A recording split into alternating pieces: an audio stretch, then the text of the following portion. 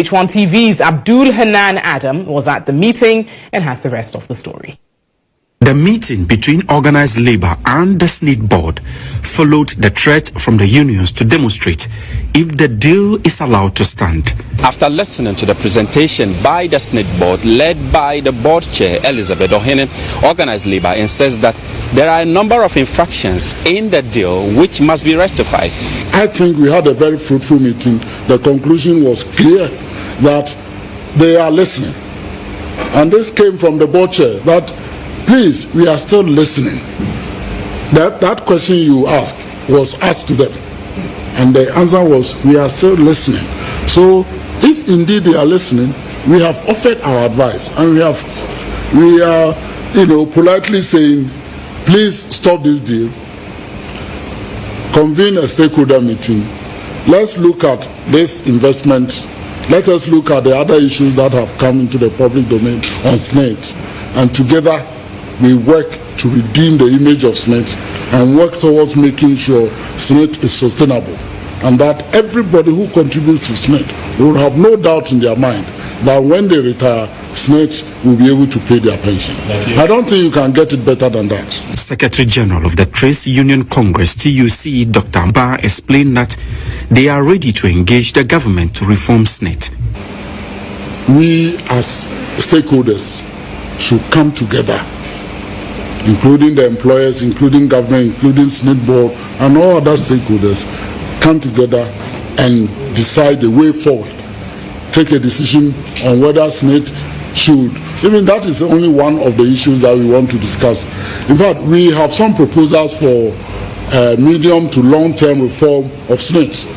We think that workers of this country own SSNIT. Therefore, they must have majority representation on SSNIT board. So all those things are issues we want to propose in that stakeholder meeting.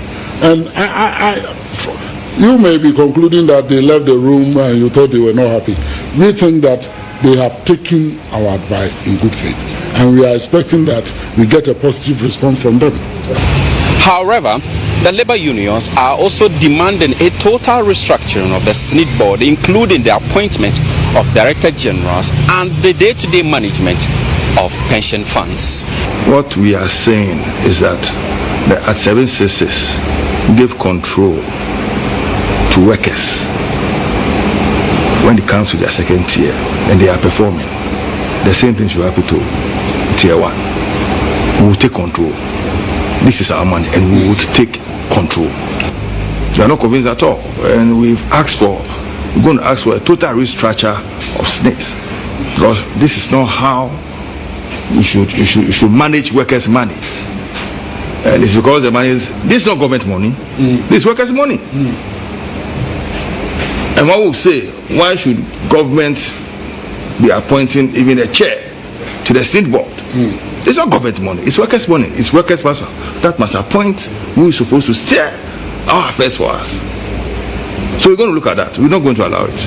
However, President Akufo-Addo has directed the Minister for Employment and Labor Relations to engage in further discussions with the labor leaders to find a mutual resolution on the matter. Today's engagement marks the beginning of a series of meetings with various proponents against the sale of the 4 hotels. But labor remains resolute in their quest to see the cancellation of this deal.